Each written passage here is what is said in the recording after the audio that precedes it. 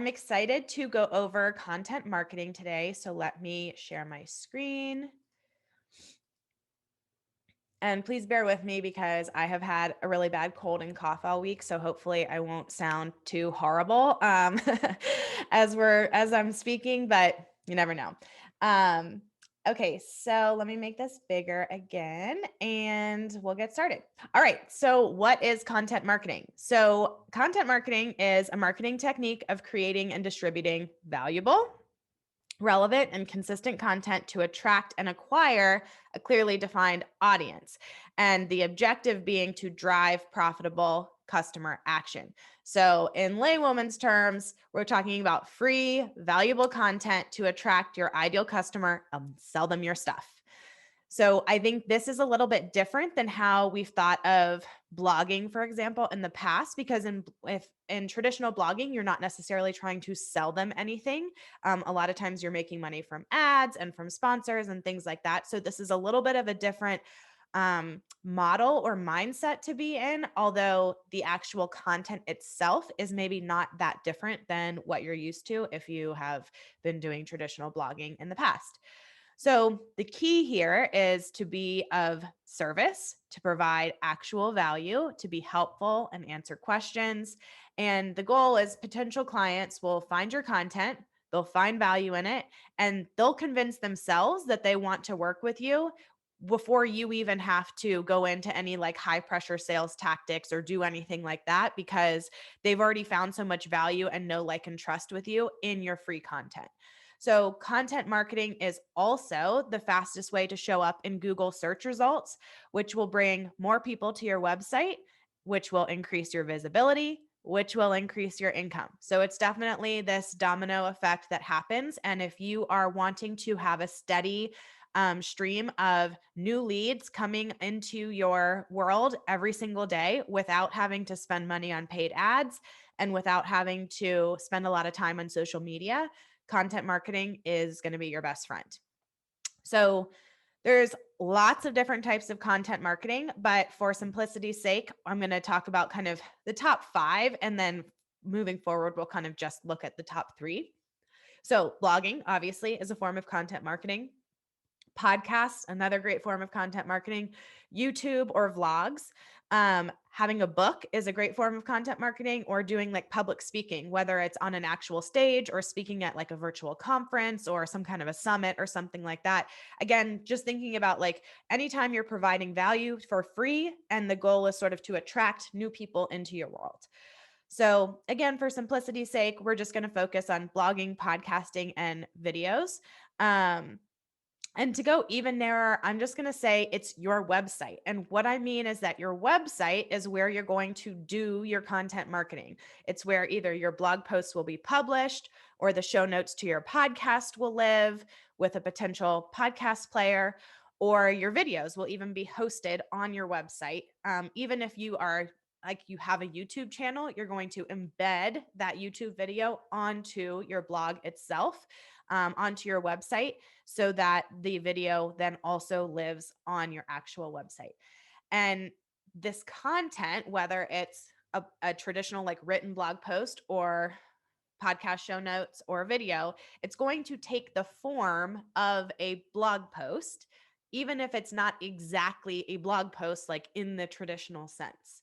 So, what I mean by that is like it used to be that a blog was really just like an online diary.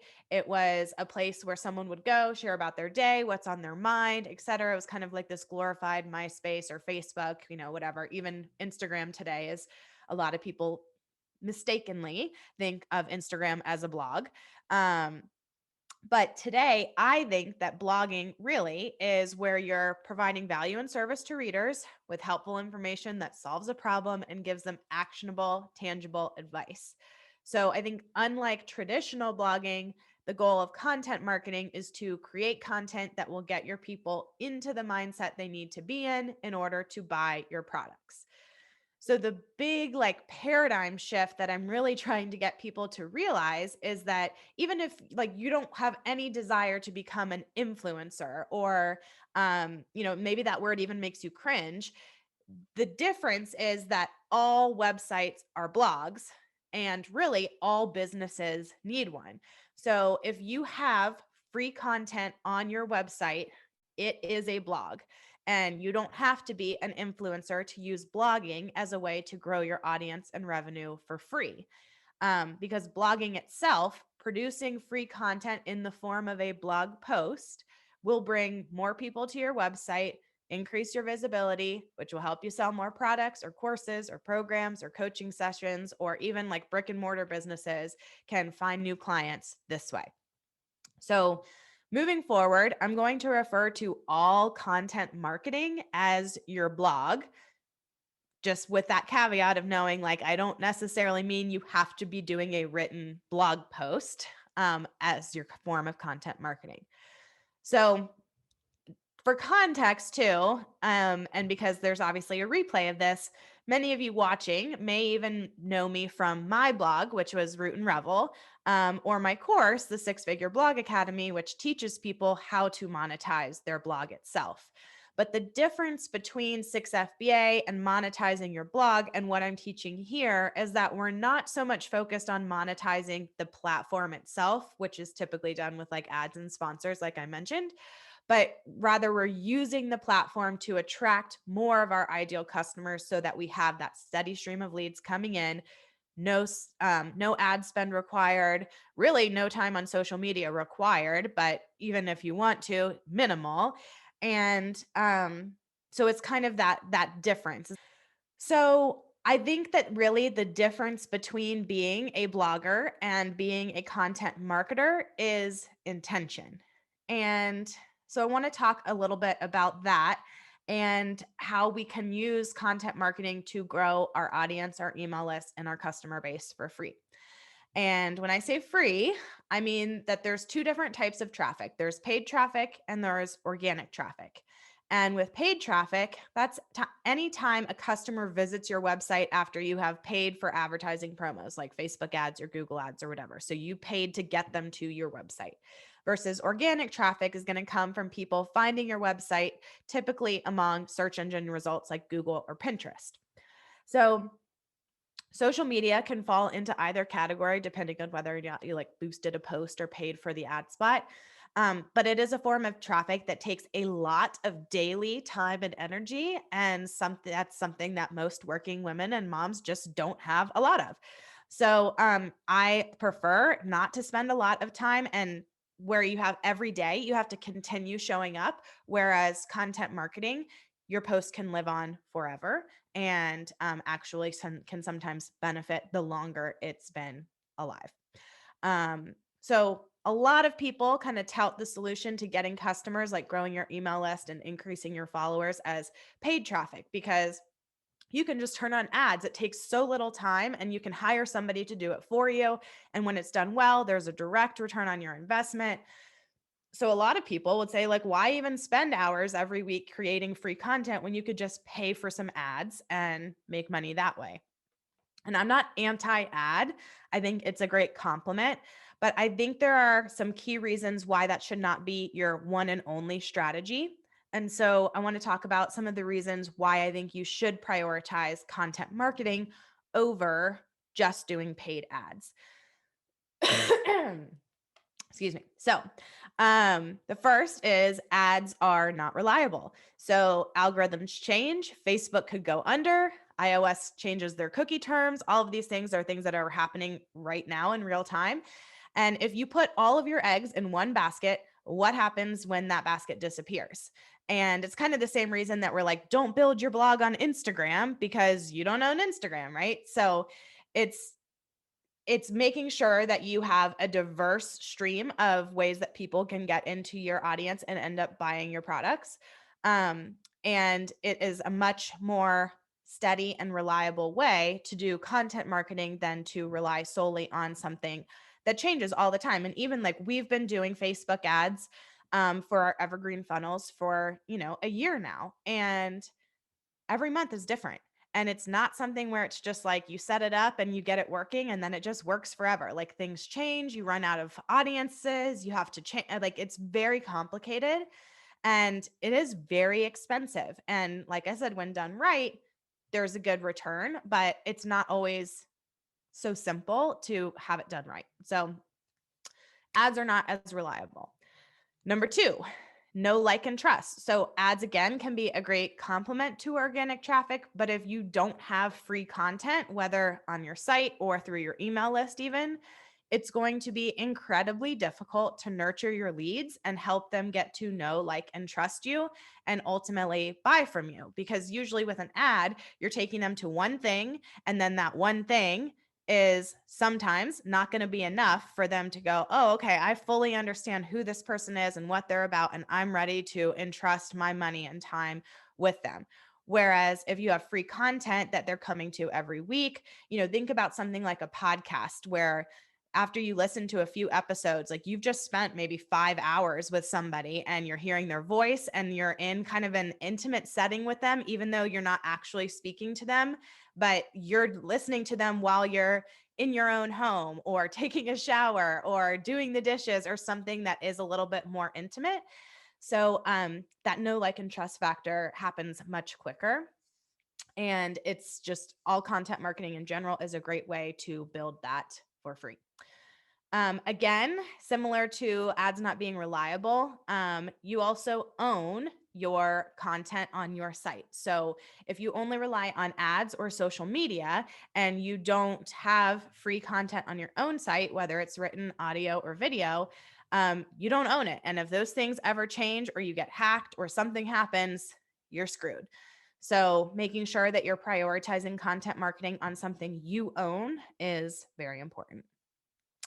Also, there's so much repurposing potential when you're doing content marketing. So content marketing is going to provide that additional content that you might need for social media, and it's going to contribute to your SEO efforts at the same time. So, for instance, you could write a blog post, and then that blog post could become a podcast episode. You could record a video of you doing the podcast episode and put it up on YouTube.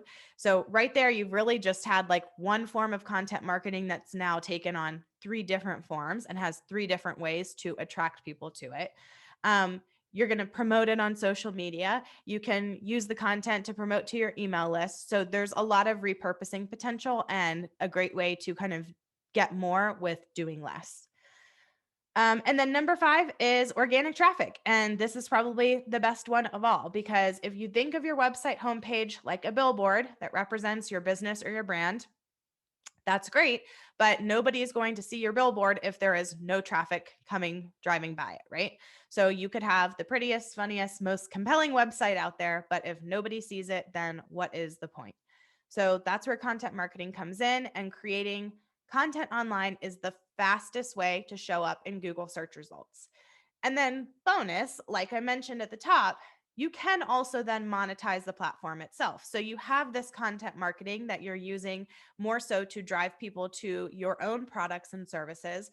But while you're doing that, you might as well do something like affiliate marketing or ads or sponsors or some of the myriad other ways that you can monetize a blog, like I teach in 6FBA, and a couple of lessons that cross over into the incubator as well. All right. So, um, that is kind of the beauty of content marketing. And the final thing I want to talk about was this article that I read from Forbes, and it talks about the 4 steps of the buying cycle. And I thought this was like exactly the point of content marketing. So, the first step of the buying cycle is awareness. And prior to awareness, a customer may have a need, but they're not aware that there is a solution, or they're not aware that you are the solution to their problem. So, what does somebody do who has a problem and is looking for a solution? They're going to research it. And once the customer becomes aware that there's a solution, they're going to start doing the research to educate themselves. So, like a car buyer is going to start looking at what different types of cars exist, which one's going to fit their needs, etc. And then at this point, we move into the consideration step, which is where the customer is going to start comparing different products from different vendors to make sure that they're going to get a high quality product at a fair price. And then finally, they're going to buy. So the customer is going to make their decision, move forward with the transaction. And I thought the way that Forbes said this was really smart because they said traditional advertising and marketing is great when it comes to the second two steps. So you take them right to consideration and buying in traditional advertising and marketing. But content marketing is going to tap the first two stages of the buying process because you're going to be raising awareness of solutions and educating customers that they may have never even considered before. So you're able to hit them in those phases earlier on, which then is going to increase your chances that when they get to the consideration and then ultimately the buying phase, that they're going to go with you. And the last thing I want to talk about is the fact that blogging is not dead. And particularly when we look at it from this content marketing lens. So there's a couple stats that I wanted to share here. That just kind of prove this point and drive it home. So B2B marketers who use blogs generate 67% more leads than those that don't, which is huge. Marketers who prioritize blogging are 13 times more likely to have a to have a positive ROI. And 57% of marketers say they've gained customers specifically through blogging. So another one that's kind of similar to that first one is small businesses that blog see 126% more lead growth than businesses that don't. And likewise, if you're thinking like, yeah, but I don't read blogs anymore, is anybody even actually reading these? 77% of internet users read blogs, and US bloggers are projected to have a readership of 31.7 million by 2020, which obviously we're now in 2021. So it's even more than that. And internet users spend 3 times more time on blogs than they do on email, which is crazy to me because I think we're all constantly on email and people are actually spending more times on blogs than they are on email. And ultimately, people really trust the information and advice that they read on blogs. So you're able, again, to use your content marketing, your blog, as a way to build that know, like, and trust factor with your potential customers. All right. So that's kind of the why of content marketing and why I feel like this is so important and what we want to focus on.